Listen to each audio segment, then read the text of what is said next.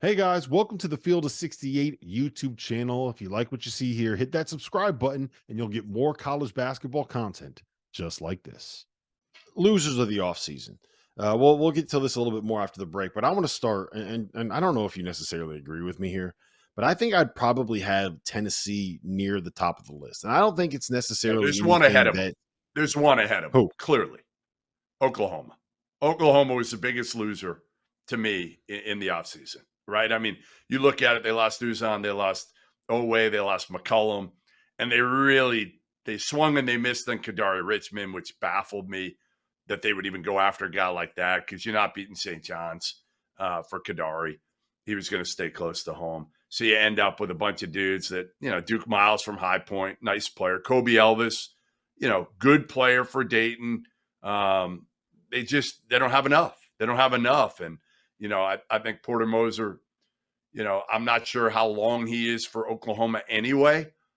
You wonder after this year if he'll have enough pop to be able to get out and get another really good job if he wants to anyway. yeah. Oklahoma was one. I had three teams written down for losers.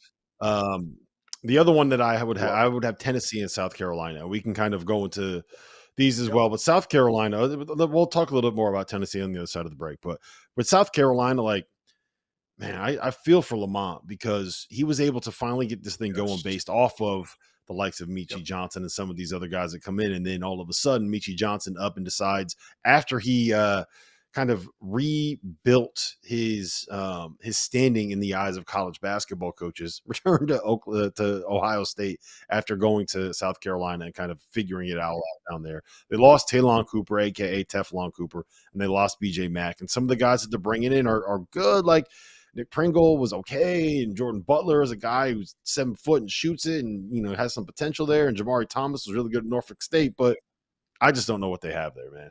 I'm worried about South Carolina this season. So, Yeah, Jamari listen, we'll get into Thomas. more of that Listen, here Jamari in a Thomas second. is going to be the key for them. He's going to be the key.